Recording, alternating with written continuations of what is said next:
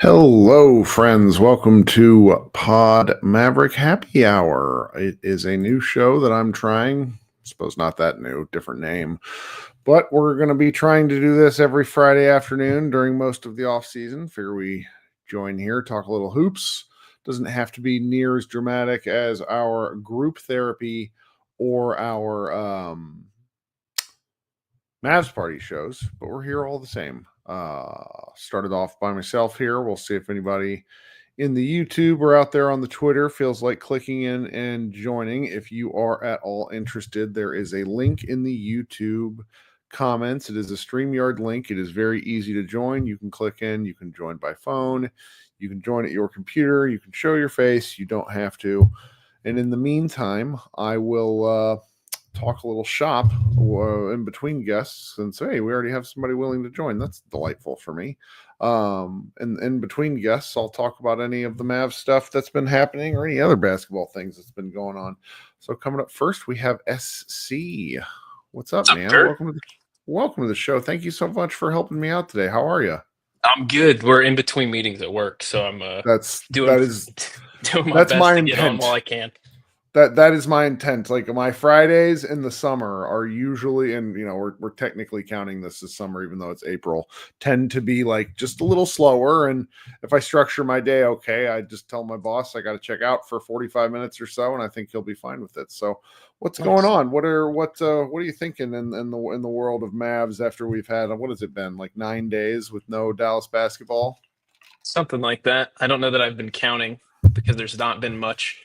My life is probably better overall for there not being Mavs basketball, so I don't know that I'm quite. I don't miss it. I don't yet. And I will. Sure. And I am looking forward to the draft content of it all. I've brought on some new people at Mavs Moneyball, and they're just talking every day about stuff. And I really look forward to farming completely, almost, I don't want to say baseless, because that's not accurate, but kind of just total nonsense opinions on players based off of film and like very little analysis. I don't even know what I want at this point, because I think we're all sort of scared that Nico Harrison is going to trade the pick. But did you happen to see what the Suns are putting out there as far as what they expect back for Kevin Durant? No, I have. Well, is this as of when? As of this morning, they put out I saw an article, or maybe it was a tweet, that essentially said they expect to recoup what they paid for him, which is that's a brilliant starting point. Sure. It's not what they're going to get. Are they going to be able to send out the Kevin Durant of X number of years ago that they received? But in terms of a bargaining position, it's a strong start point. It's like the opposite of the Nico Harrison position, which is what will you take? Yeah. And if that's the case, I sort of think that, it was sort of long assumed, and this is before Kyrie got hurt, that that Kevin Durant might be part of any offseason deal. And now I think that's completely out the window. And it gives me a little bit of peace, because that means that maybe the Mavericks could hold on to the draft pick. Yeah. And that is nice. That's nice. I don't know. If you're the Mavs, if nothing else, you learned the 1 year that you had an awful, terrible, horrible year, you were able to kind of recoup it and get something exciting in the draft. So perhaps because it's worked once, maybe they'll think that it could work twice. That's right. That's at least what I'm telling myself. Well, honestly, it's how teams have to be built. HP Basketball on Twitter, my friend Matt Moore, Aerial Lunatic, had a really interesting thread about team construction and how the CBA it's ruined the ability to, you kind of have to do almost like a football build, where in the NFL, you have to time it around the quarterback and contracts and really just kind of get lucky. The Celtics are probably going to be the last like really, really rich team we see underneath the CBA, because other teams just can't afford to do it. Even if you have got like the money, it just becomes prohibitively expensive to keep a team together.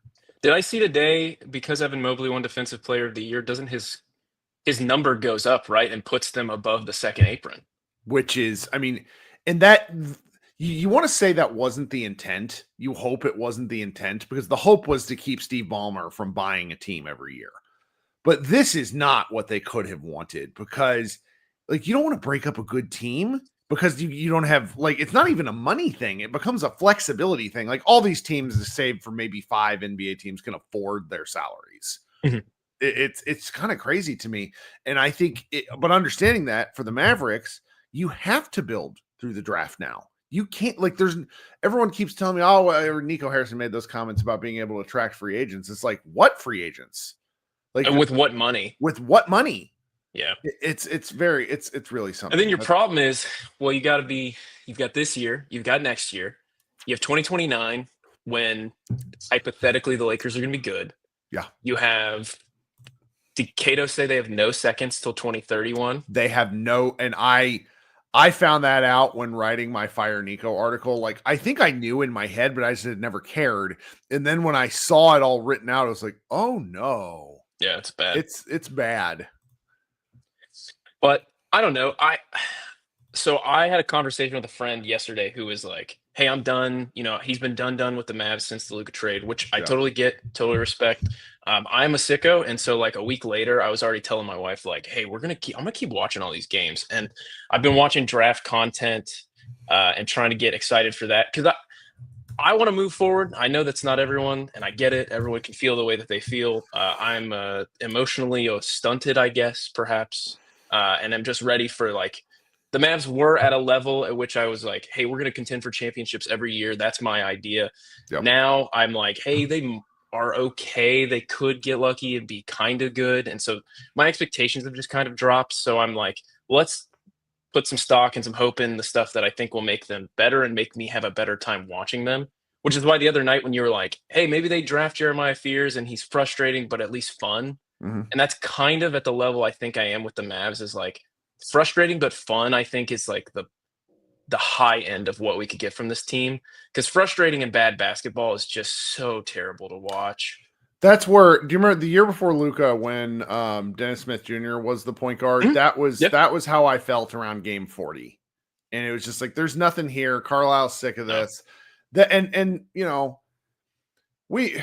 some of this you have to constantly couch in the conversation of, depending on what ends up happening with Nico Harrison, whether he stays or whether he goes, that is entirely out of our control. So I have to have that conversation kind of two-tracked, where in my head, I hope they fire him before the draft. In my heart and my head, that's what I hope for. But my head understands that's likely not going to be the case, that things will have to go badly before they actually remove him. And until then, you have to sort of assume the Mavericks are going to try to field a reasonably, you know, I've on that live stream I do during games, a couple of guys are constantly like, well, the Mavs are going to be pretty good next year. And I think given how regular season basketball goes, even if they make minimal changes to the roster, they're going to be a 500 adjacent team. Now that could mean winning 35 games, that could winning 41 games, but they're not bottom rung tank, like bottom out from under them kind of team. No. So understanding that, we might as well look forward. I get these folks that always tell me, it's like, oh, the Mavericks should tank. And I agree, but I also can't make them. So if I'm not going to make them, I'm not going to howl about it every game. I want to go ahead and watch the basketball that's being played. And I think that if they're trying to find good guys in the draft or something, that's at least something to tune in for. Now, is it a tune in for every game? For most people, no. No, but like I am a basketball sicko, so I will tune in for most games that I can catch. I probably had a hit rate of like 90% this year. Yep. So it's one of those things where it's like my wife multiple times was like, why are you watching this? That's right. What are you doing? But I wanted to leave you with this. Next GM, are we just assuming that it's going to be Matan Adelson, or? I love that you asked this, because nobody's brought this up. I've read that article. I've read the New York Post article twice in the last 2 months.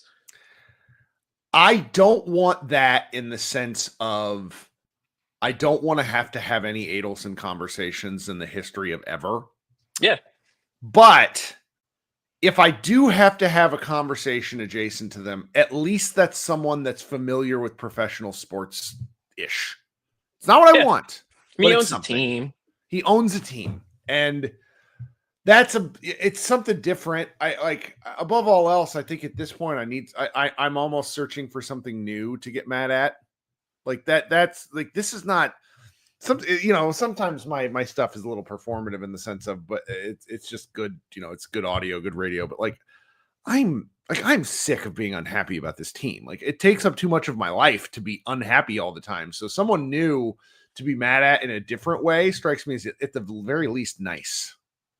He's also a basketball guy Mhm. relative and has some Maverick connection, so that's kind of interesting. It's a good one, man. So That's a great question. That's a good one to end on. Thank you for joining, and yeah, I'm going to be trying to do this most weeks, at sweet. least for a half hour. So we'll see where we go. Okay.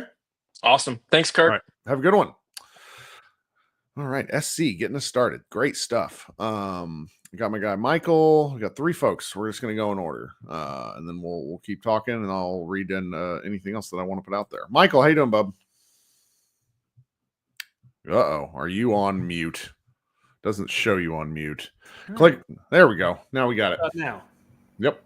Did I muted myself? I apologize. How's everything That's just going? fun. I'm having a adult beverage.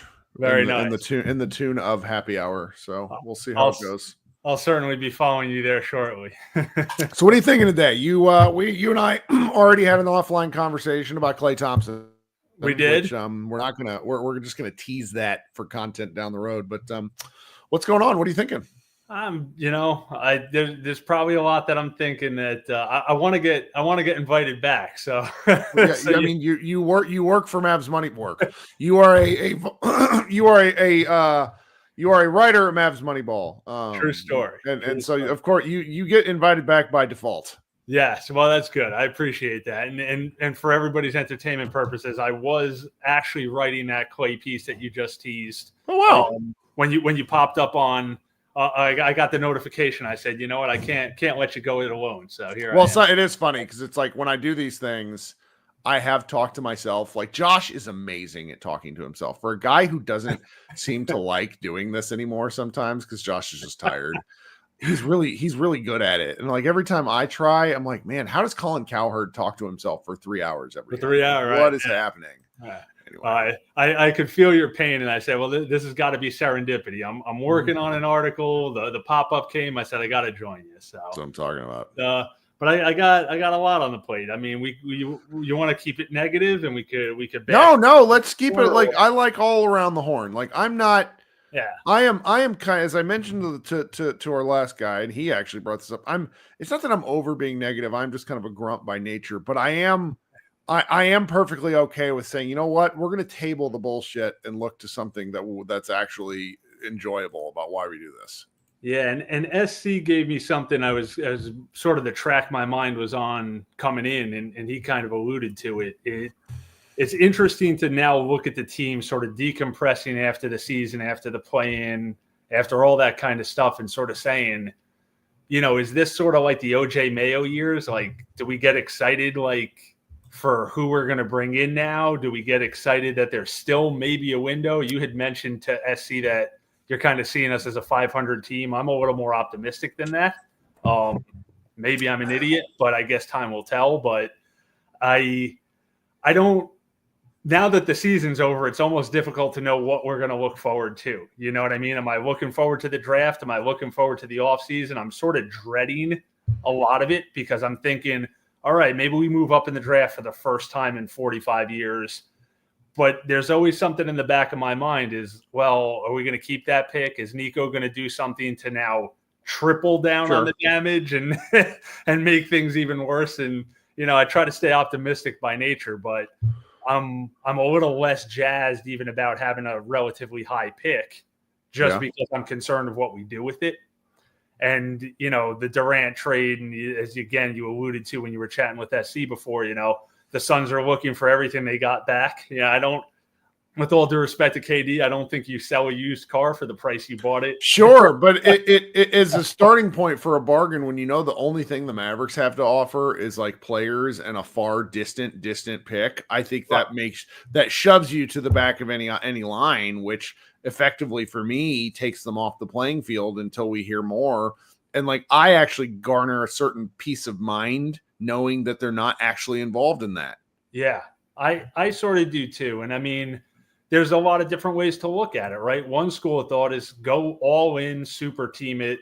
Whatever you think of that, that's a whole other conversation potentially. Right. I mean, you're almost the Brooklyn Nets again if you bring KD in, and we saw how that worked or didn't.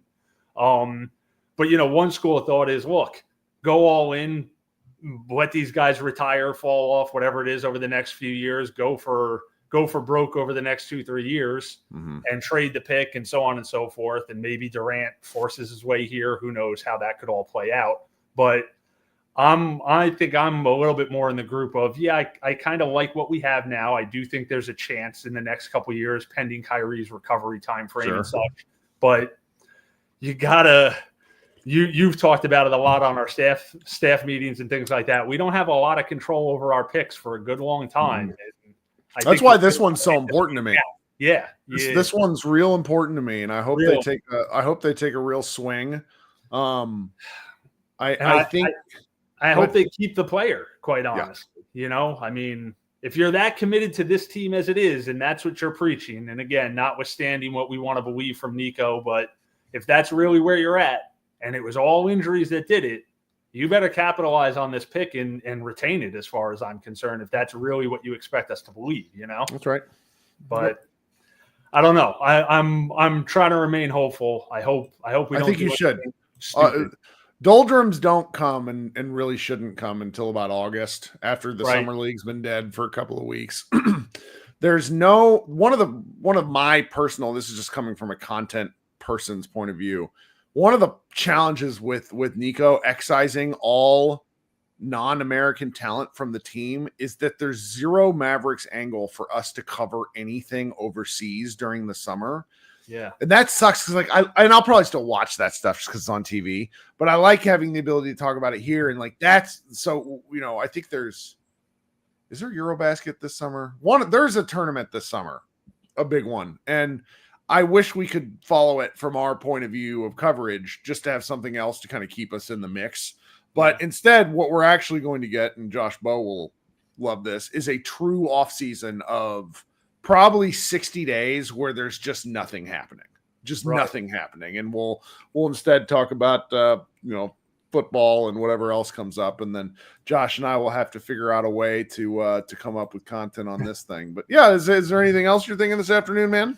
No, just to echo that, and we'll turn it over to the real fans here. I'll get back to writing, but I do lament that lack of Euro sport in a way, because it's been part of Mav culture for 27 years, Yep. And it's real odd to be in that position of not having some of those things that were so ingrained, not just a player like Luka, but all the things that kind of come with it, and it's going to be interesting territory to sort of navigate as we move forward here into the new world order. It's like a very opposite thing, whereas for most of like Dirk's tenure, nobody ever cared about the NCAA tournament or anything like that, or prospects or anything, because you had Dirk.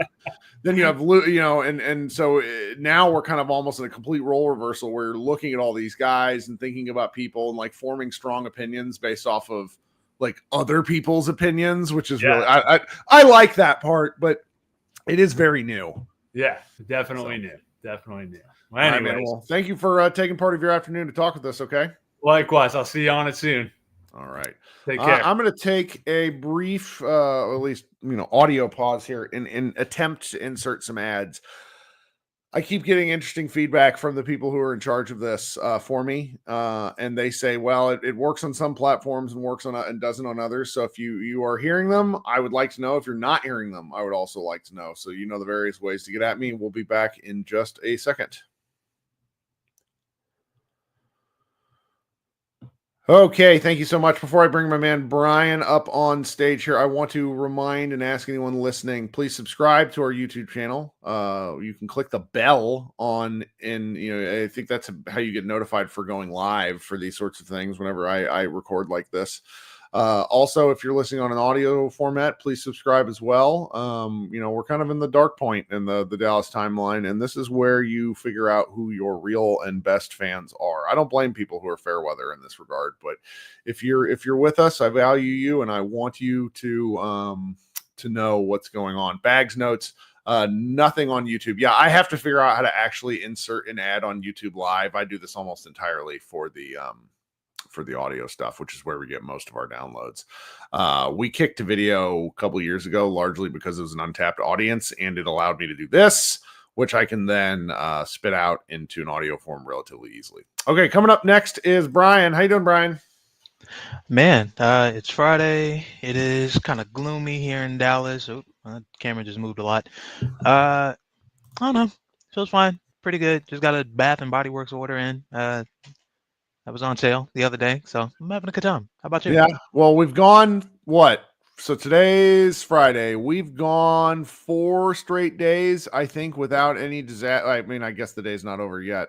We've gone 4 straight days without any like mind-numbing Nico Harrison adjacent news. There's not been any really out front painful Mavericks news. I think the most interesting thing that's happened in the Mavericks world over the past probably 96 hours had to have been Tim McMahon going on Bomani Jones's podcast and saying that Jason Kidd was open to trade. Like he said in an off the record comment that if he didn't get himself together, he'd be fine with shipping Luka off. So Kidd's whole notion of that he wasn't a part of this, as we all know, is bullshit. But that's kind of the only, other than Bomani Jones saying he has to be fired too, which that was a shock to me. I don't know why.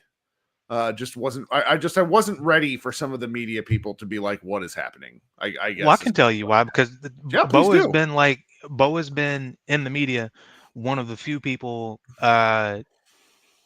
he's not anti-Luka, he recognizes the talent, but he's always been one of the guys who has viewed this sort of through a Nico lens, where I don't know exactly how far you get with this play style. Now, they got to the finals and he started rolling that back a bit, but it's still like Luka's never quite been his cup of tea. He told me that in a message where he's like, he's just not my guy. And I'm like, that's fine. Yeah. That's a good position to take. Yeah, sure. Like that's totally fine. That's totally defensible if that's just how you feel about it. And he's always been upfront about that. So, it's not like there's been any shame in this game about that. But the fact that even he was like, look, you can't trade that dude in that city in that manner and have the back end like not be immediately like get an immediate payoff from the trade and keep your job. There's no way you can have all of those things happen and you still keep your job. Yeah. Like if anybody's being reasonable. So that was funny. Oh man. that I enjoyed. But other than that, there's tidbits here and there. Where did I thought I saw somebody cover something adjacent to, maybe it was just Nico. Like, we got whatever happens with Kyrie is probably like the only really immediately interesting thing other than the draft kind of hanging over this team. I guess it's worth dawning on now. So a Twitter user that has me blocked, I can't remember the handle, it doesn't matter. I would love to give that person credit. I can't find it because they have me blocked. Put out a really solid tweet about 4 days ago where he or she, I can't remember, said Daniel Gafford is going to end up with the Lakers, which sent me like in an existential spiral of like how it could happen. And it's like a 3-teamer with Utah getting back who's their guard? The Colin Sexton, where it's like a 3-teamer with Utah and the Lakers, where the Mavericks end up with Colin Sexton. And Cato mentioned it on their podcast yesterday, just as like a concept, like the Colin Sexton of it all, maybe not the Lakers of it all, but I'm sitting here thinking I don't hate it. And I wanted to know your thoughts on it because we were talking Daniel Gafford earlier today. Well, I was one of the ones at the deadline. I was like, look, if you're trading for Anthony Davis, go knock on Chicago's door and see if Gafford for Kobe White is something that they are interested in right now. Obviously, they did not do that. Right. And it is going to cost them because they are keeping Kobe White because Kobe White averaged like 30 points a game for like a month to end the season. But yeah, Colin Sexton, like Gafford is your bait to go get a guard now. That is how you get a guard. Some combination of Gafford and either this pick, the Lakers pick, or the 2031 pick, that is how you go and get a guard. I hope that. Are we sure that he is a more valuable player than Gafford on Good this question team in this from good context question now? from Yeah. TJ. I like the question. Yeah. It's a great question. Yeah, it is. But look, because last year I would have said no. No, right. But now, with the context of this team, with how we're lacking perimeter scoring, outside playmaking, really any kind of just like ball handling competence, he is much more valuable today, this team, than Daniel Gafford would be. Because we got the proper context for this, and this is why I think TJ's question is worth acknowledging. So you got Kyrie hurt right now. Yep. He's not going to start the year. I think a December timeline is ludicrous for a 33-year-old, but what do I know? Not happening. Let's just go ahead and play with that for fun and say yes. Okay. Their only other starting guard that's currently under contract is Jaden Hardy. They don't have Spencer Dinwiddie. He's not under contract. We saw what happened with there's no one else. I mean, you go through and the roster, like the thing they did with Brandon Williams, we've not really talked about this enough, but it seems that their signing of Brandon Williams was actually a very shitty salary cap move. They botched it somehow. Keith had something to say with it. I want to find it. I probably can't. It was like they have him on a standard contract where he's going to be making super cheap money this year and next year, but they made it so much harder to re-sign him going forward when they could have just had him for 3. He becomes an unrestricted free agent in the summer of 2026. That's what it was. Exactly. And that makes no sense. Yes, and they didn't have to do it that way. And that's where it's like we're getting back to this. Gosh, we can't screw up the moves around the edges. When you have Luka Doncic, you actually can. Exum is not under contract. That's a good question, Patrick. Thank you. All of these guys are free agents. So that's not to say the Mavericks won't bring them back, all right, or make them an offer. But you have to approach this from that's where Colin Sexton becomes an interesting discussion topic, because if you go look at the other free agent guards that are available, who's my man up in Brooklyn, former Ohio State guard, played for the Lakers. Why am I losing my mind? Brooklyn, Ohio State. Russell, D'Angelo Russell. Yeah, D'Angelo Russell is about the best available free agent guard. Right. So that's where it's just like, now granted, again, we don't get to make these moves, but you have to think that the Mavericks are looking at something going, I wonder, the last year Gafford is this. Sexton makes more money. I think he makes like $5 million more. He has a pretty expensive contract, to be quite honest with you. Okay.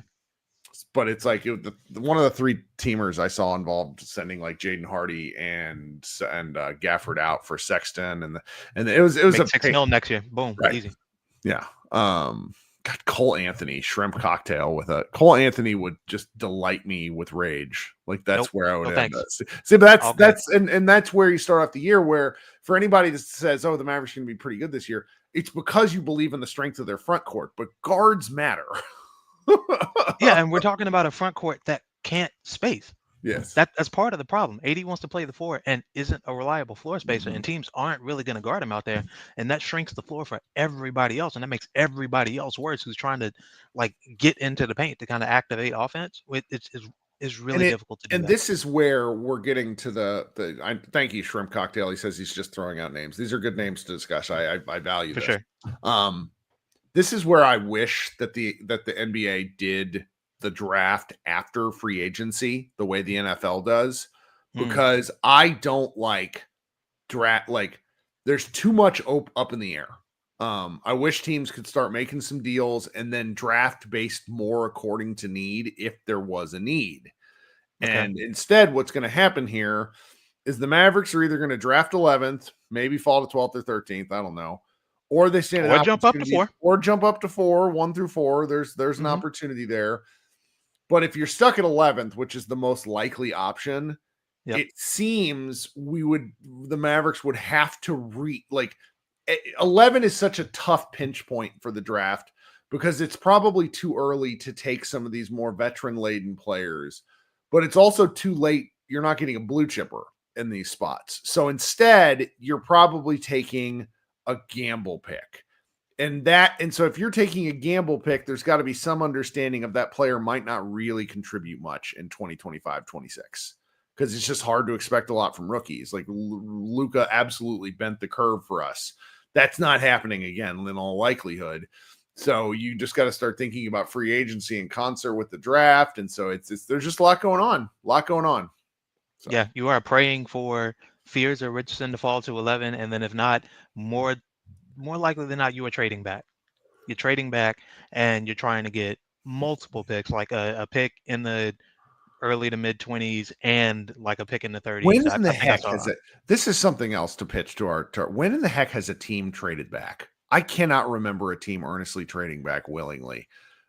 Man, I didn't. You're thinking of it in the like in as the plan, yeah. Up, yeah. So I just don't remember. I don't remember. I'd have to look into that, yeah, because I honestly I think that should be the plan going into this draft. I think there are enough decent guards you can find somewhere in the 20s range, and then you can go and use that extra pick either also in the late 20s or maybe in the early to mid 30s and go add a player of real value that could actually help this roster. Like go add a big somewhere in the 30s, since you're pretty much going to be giving up Gafford to get a starting guard at some point. Yep. Yeah. It's a good question. These are the thoughts that we have in the depths of offseason, the first weekend. We're gonna have several months to talk about all this. It's gonna be really fun to get really passionately aggressive, and then the Mavericks do something completely apart from anything we've talked about. Makes us all rage. You know it. It's coming. All right, you got anything else for us? Not particularly. I just keep Patrick Dumont away from microphones. We don't need any more of that. Keep Nico Harrison away from microphones. We don't need any more of that at this point. We got what we needed. He's buried himself enough. Let us have some peace until the draft. That's all I'm asking from the Mavericks. Woo. Well, thanks so much. We'll talk to you when we talk to you. Okay, buddy? Of course, bud. Hey, you have a new podcast. You're allowed to tell people where to find it if you want them to. Oh. Oh, you saw that? Yeah. I started a podcast with my friends. Top 3 Protected podcast.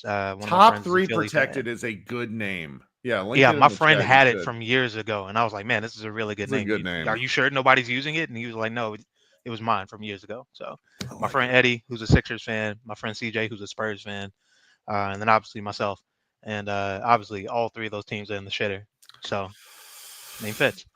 Well, good, man. All right. We'll talk soon, okay? All right, bud. Thank you. All right. Coming up next is MJ. MJ, are you there? How are you? Yes, sir. Can you hear me? I can. Welcome back. What's going on? Hey, how are you? Can I call you Captain Kirk? Sure. When I say Kirk, I'm sure you've been chided about that.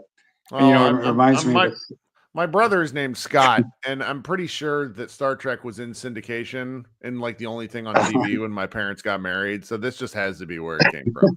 So, because I'll give you a little. You might even know this, but there's a famous '80s song that makes reference to a Captain Kirk.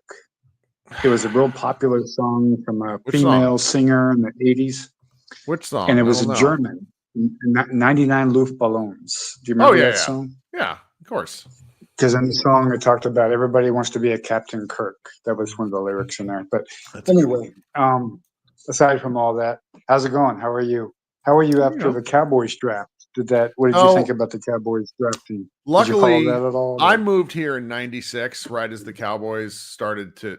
They went from being like America's team to America's laughingstock. And they've simply never been good since I've been here. And I moved from Kansas City. And Kansas City was always a pretty good team, but not a great team. Yep. They were always good. Right. And until Patrick Mahomes won his first game at the end of his rookie year, that was the first time a Chiefs quarterback that the Chiefs had drafted had won a game since I was alive. I was born in 1984. They went 35 years without a win from a starting quarterback that they drafted. And so now I'm just living the high life. Every game is blessed. Yeah, you are, buddy. Realm. You must be living right. But anyway, I'm calling out. I want to give you just a little gleam of hope, maybe. Sure, why not? As they say, some chicken soup for the soul. Okay, it's about Kyrie Irving. Okay. With him, when people are injured, we kind of neglect, we forget the impact that their presence has on a team or with other players. Sure. And if you remember, I remember there were times watching Kyrie and the Mavericks play and how the ball moved, where just for that moment, they looked more together and unified than when Luka was out there. Absolutely. And I'm Oh, saying absolutely. that kind of, and it was hard for me to think that because Luka, and obviously we see now, missing Luka and him playing for another team and how well he's playing and all that. But with Kyrie there was just something about the way the guys played. And you had to say a lot of it was him and his presence, and with him being there and being such a positive attitude and positive role model, and even maybe the coaches coached better. I don't know, but it just seemed like a dynamic that he had. And I just want to say that when he comes back, and hopefully he comes back in December, and I know he's older and he's coming back, from another really bad injury. I just have to hold out hope that they're going to be a better team than what people think. Now, I'm not even including AD in this, because if you remember, I believe they won 3 games against OKC this year without Luka, with just Kyrie. Also, remember the game they beat when they beat Golden State with Jimmy Butler. And you saw what they did with Jimmy Butler in the regular season. I mean, they lost just a handful of games with him and Steph playing. And the game that they won, I mean, that was an incredible game because, I mean, Golden State had a great game, but we were just a little bit better than them, if you remember that. I think it was at home, I think, that we beat them after that trade, when Jimmy Butler was playing for Golden State.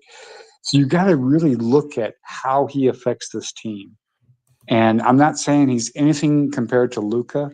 I mean, no one. I mean, Luka's a freaking, but in terms he's of a a leader, generational player. If you're talking I think you're talking 2 angles here. The first is sort of the more existential in the leadership element. Yes. Yep. Because Kyrie is a guy that most NBA players really like. Like, he was a player's player in a way very few guys in history have been. Yes.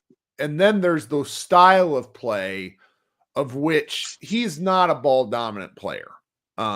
And that, he's fluid. I certainly don't think he's a point guard, which is why I just sort of disagree with Nico Harrison on his face, where he's like, "Oh, Kyrie's going to have the ball more." Right.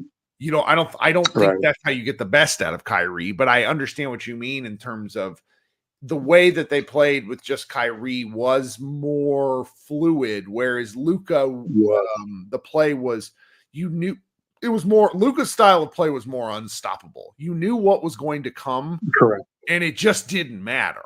Whereas with Kyrie, there's a lot more optionality and creativity that can come into play. That's a really great way that you put it. It was unstoppable. And it was almost dominant in a way. Yeah. Like you said, there's nothing that you could do. But with Kyrie, it was a flow. There was such a flow to the offense. And I want to say that with him on the floor, other players played better. And he made other players better. I'm not to the point, obviously, that Luka does. But I think it's better than with him. I just think they played so differently following the trade itself. Where I got very frustrated was actually between when they traded Luka and when Luka got hurt, and they basically just let Spencer Dinwiddie do like a Luka Doncic impression that was boring, and then Luka leaves, and the first few games the offense just looked wildly different. And there's some creativity involved there. And that's, you hope to see more of that next year. I mean, I do think you actually need guys who can functionally dribble to do that. So we'll see what happens. Yeah. And then if you look at you look at what he was doing, and oh crap, I lost my train of thought. It was really good too. Sorry, I thought. my fault. No, it's okay.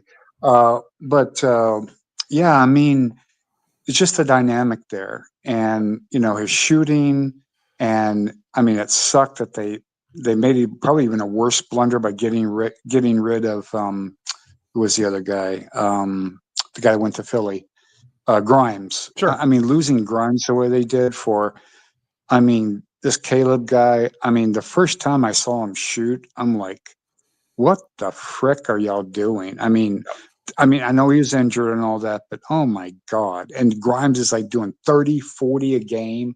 So not only did you trade the best frickin' player in this lifetime to our our arch rival, and then you get rid of Grimes because you think that Caleb is going to be better when we play the fucking Celtics in the finals or some shit.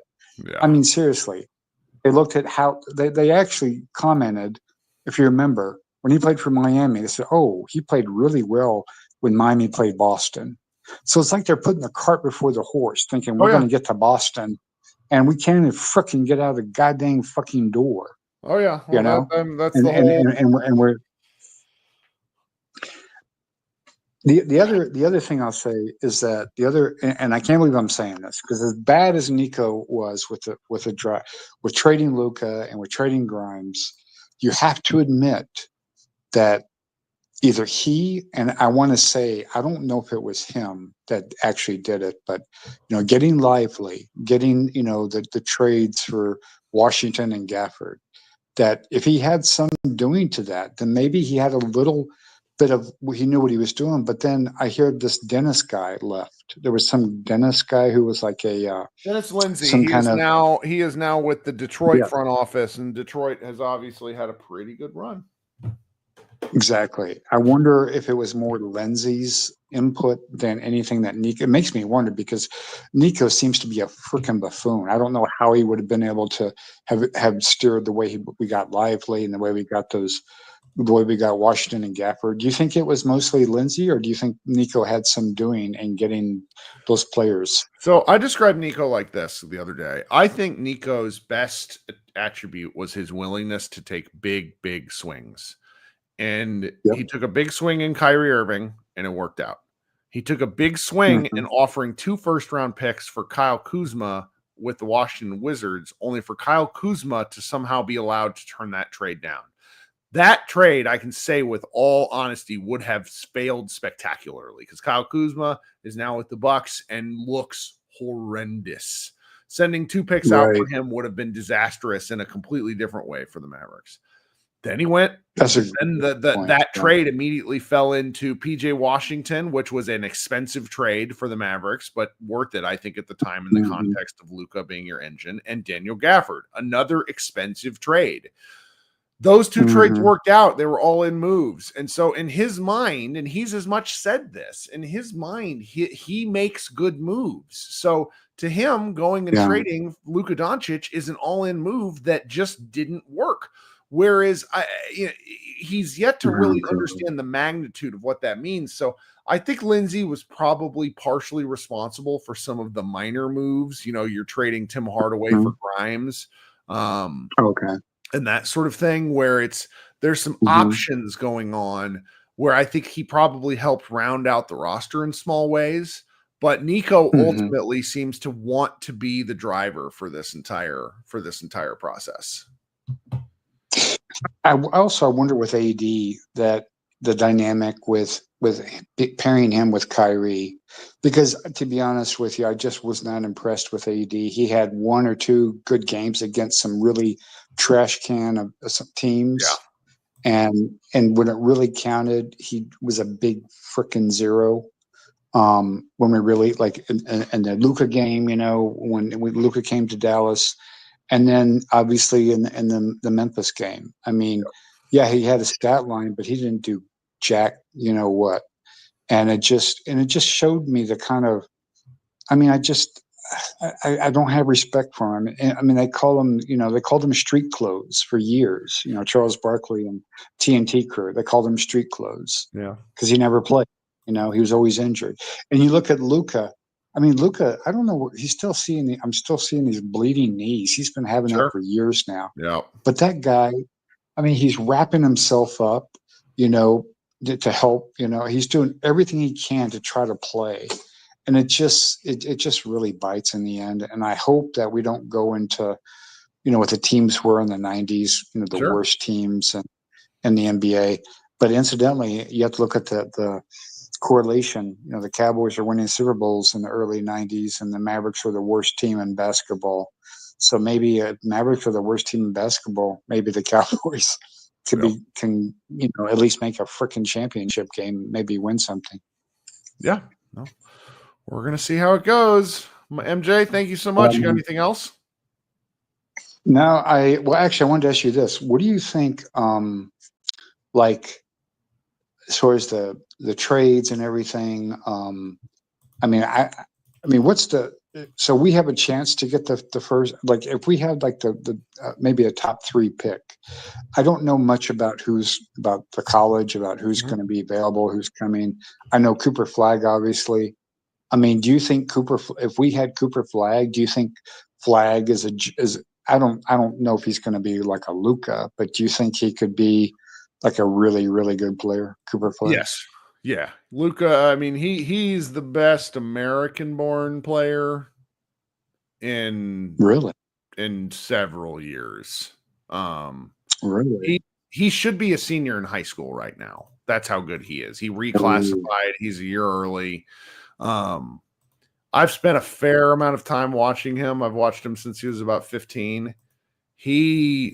It's like he was created in a basketball lab to make the white American basketball player great again. It's a bit of a joke, man. He is unreal. He is so good at everything. Now, I don't know if he's the kind of guy that becomes a centerpiece of an offense, but he is a ridiculous defensive talent. Do you remember? Do you remember a Utah Jazz player named Andre Kirilenko? Yes. Who would kind of do a little bit of everything when he was playing. Right. That's what Cooper Flagg is like, with probably more of an offensive boost. He is Are you serious? Outstanding. I didn't know he was such a defender. He's that good of a defender. Honestly, his defense was his calling card, and he sort of rounded out his offense. Like he's about 6'9". He's not super heavy. If this were the 90s or the early 2000s, he would be too small. But what centers really frighten you in today's game? Victor Wembanyama, Jokic, not Embiid anymore. There's just not that many guys where you go, oh, okay, I'm really worried that my star 4 isn't going to be able to guard. Like he's the kind of guy like this. Like paired with a guy like AD, they would wreck defensively. Paired with a guy like Victor Wembanyama, I would put the Spurs as like a top 5 team in the West next year. Like they're gonna be women, or depending on where Flagg goes, if he goes to a pretty good, like if he goes to a team that like jumps in the lottery, let's just say, like, I don't know. Let me go look here. What is Tankathon? So let's say he went to, well, none of the teams that are really in the lottery are any good except for San Antonio. San Antonio's like, there's a real divide. There's a reason why all these teams are in the lottery, is what I'll tell you. So, but there's other good players. Of course. What's that? There's other good players. No, I'm sorry. Like there's go ahead. There's Dylan Harper, who is pretty sure he's Ron Harper's son, former Chicago Bull, crazy defender. Ron Harper. Wow. He's a heck of a player. Don't know how good he is around the rim. There's a super athlete out of Baylor named VJ Edgecombe. I think what's going to be the determining factor for a lot of guys this year is if they're actually as big as they're listed. Because there's a guy named Derek Queen who played for Maryland. He's a freshman center. It says he's 6'10" and 246. If he's that big, that's a lottery player. If he's 6'8" or like 6'7.5", because teams mismeasure all the time, that's a different guy. Do you know what I mean? Yeah. So let me ask you this: Do you plan on continuing with Mavs Moneyball? Yeah. Even with yeah, I mean, it's a community for me. I've more than anything else, and that's where it's like it's funny. There's like, I found somebody sent me this one person on Twitter today whose sole account seemed to be dedicated to telling me to fuck off. I just hadn't seen it, and it's like, I don't really like. I do this because I like talking with people. I like, you got 2 of the people that were on earlier are actually writers for our website, and it's like it gives people a place to write and express thoughts. And I remember when I was out in DC kind of living, I wanted people to talk basketball with. And that's sort of the whole genesis of this. I'm never going to be a big podcaster like, I'm not going to be like locked on Mavs, but that's okay with me. Like I am what I am. And I like doing this show. So we'll see. What about joining the DLLS show? I saw that when you were on there. We're an hour in. We're an hour in. And I'll just I've shared this before, but like I was up for consideration for that job way back before they started, and they just didn't pick me. Oh, yeah. So, what are you gonna do? Well, I'll tell you, it was a great show when you were on it. Y'all Oh, thank you. really, it was really good. And you're great, man. I tell you, I love how you talk to the fans like this and spend your time and even some of the therapy, like you say, because sometimes, like you say, it's just best to talk about something, That's right. and trust me, we have every reason to have therapy. I mean, talk about tough losses, but Yeah. now think about this, and I'll let you go. I'm thinking about last year when oh my God, when the Mavericks, when they made it to the Western Conference Finals or playing Minnesota, no one's given us a chance. Everyone's because of what Minnesota, they destroyed Denver. Yep. They didn't sweep them, I don't think, but it was like 5 or games or whatever it was. It was hardly a series. They destroyed Denver, and then they come in, and then we have to go there. We don't have the home court. And then, each game that day, just looking forward to this incredible event of wills of Luka, Kyrie against their team, and you see, the center, what's the guy that Luka hates? I mean, and just beating that center, and I just look at it and you just think of the excitement, win or lose. Same thing with Boston when they made the finals, but it's something to look forward to, and it's something to watch, and to be able to watch Luka and how he plays, and the veracity he plays with, and just the joy, the love, the skill, and that he really cares. He really cares. I mean, he wouldn't be talking shit and doing all that if he didn't care about winning the freaking game. And then and also he's a showman. I mean, think about this. I don't know if Michael Jordan was ever a showman. I mean, maybe sometimes he was. I think I think it was a he was, byproduct of him just destroying people. Like when you're that. Yeah, you're right. He was destroying, but Luka was almost like magic. Luka's like magic because Magic was a showman. I mean, he enjoyed the process and all that. yes. And he enjoyed it, and Luka enjoyed it, and that was the greatest thing. Even when we used to talk about Luka and that they didn't give a shit and but just watching him play, and now to see him not see him on this team, and to see him on another team with a guy with LeBron, who I've always just disliked, did not like, and I hate anything good happening to him. If he wasn't on that team, I would probably take the Lakers. I would, be a Laker fan just because of Luka, but because he's there, I just can't enjoy it. But just to miss it watching that, and to being able to look forward to these games, that's what's so tough on people. It is. Well, hey man, thanks for waiting and talking with us. Okay. Thank you, man. I really appreciate it. God bless. Take care. Okay, coming up next is my man Leo. Leo, close us out here. We're almost at an hour. Hi, sorry. Are you still attached to the idea of trading everything? Yes. Start over. We either die slowly or we die quickly. Like I just pulled up an article. Eddie Sefko of the Mavs, formerly of the Dallas Morning News, just wrote an article, and I shit you not, it's called "An Alternative Angle on the Mavericks Future." Basically saying, what if what we did worked? And it's just, I cannot wait to tear into this, because it what it does is it misunderstands why the Mavericks were good. Like, as usual, the Mavericks full of shit. They're lying to us as usual about what actually happened. They're like, no, we weren't good at defense last year. We needed help with defense. And it's like, what the fuck are you talking about? Whatever. So much for 4 days without being pissed off at something. Nah, it's fine. I mean, it's like he's doing his job. I'm not going to kick the shit out of him too hard, but it's just like, this looks like propaganda. And it's like, come on, don't do that. It's infuriating because the more, I didn't want to talk negative, but we already hear. The more we look back, I'm like, do you remember the draft where we got Lively and we got Omax?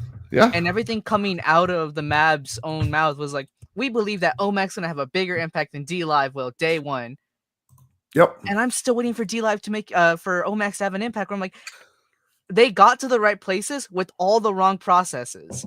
And that happens. That happens a lot of the time in sports.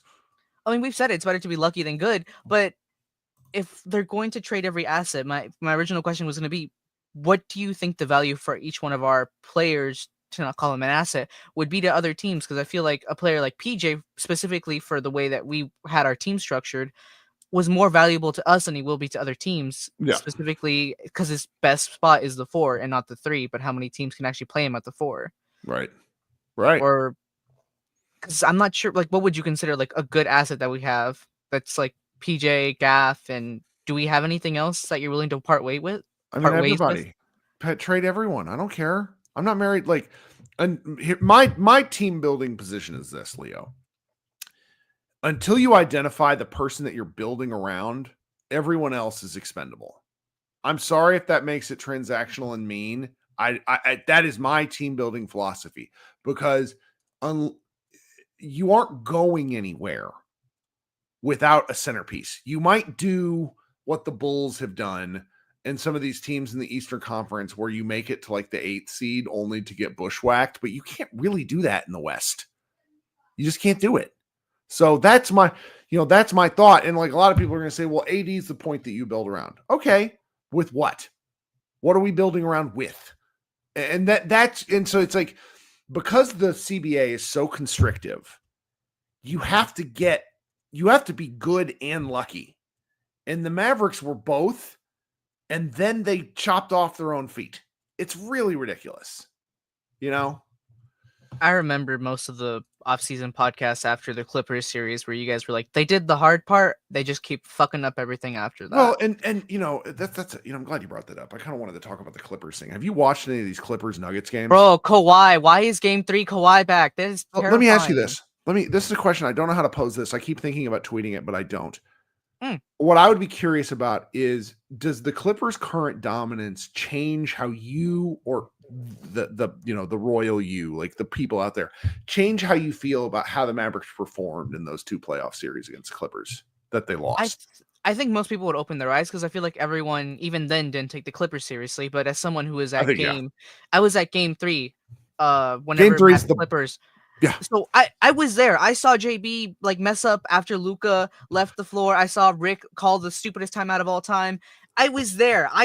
That was terrifying. That's not normal. No, there's very few players that I've ever seen do anything like that. And to just kind of like have everyone always write off, because like not even as a Luka topic, but just like the Mavs weren't good back. I'm like, we fought maybe the second or best team healthy in the West year after year, when our own team construction was in the shitter. Our second best player was hurt. And it's like, it's amazing that so many of our players overperform. Like Timmy, for whatever the things he's done, will always have a special place because of how he performed in the first 2 games against the Clippers. We don't win those 2 away games without him. Yep. And I don't think the question will be taken seriously unless Kawhi and the Clippers do what they did yesterday all over again. Like, really smack the Denver Nuggets back to back at home, because this could just be what solidifies the Clippers spot in LA, at least as an actual NBA team and not as a joke. Yeah. But that's all. It's something I'm going to be thinking about as the Clippers progress, because right now they look like the best team in the West, and I think they could beat the Thunder. Well, anytime they're nominally healthy, they go far. Like the Paul George year, whenever the Suns went to the finals, like they made it to the Western Conference Finals. Yep. They beat good teams. It is what it is. I just want to know if you tried out Oblivion yet. Yep. All right. All right, man. Thanks so much. All right, guys, this has been a great first show. We'll do one of these next Friday as well. Josh and I will be back at some point during the week. I didn't even get to talk about any of the stuff I had pulled up, which is fine. We've already talked enough. That's enough Mavs content. Go enjoy yourself. Everybody watch Andor. That's my recommendation. It's fantastic. Everyone be good. We'll talk to you guys a little bit later. Thanks so much for hanging out, and go Mavs.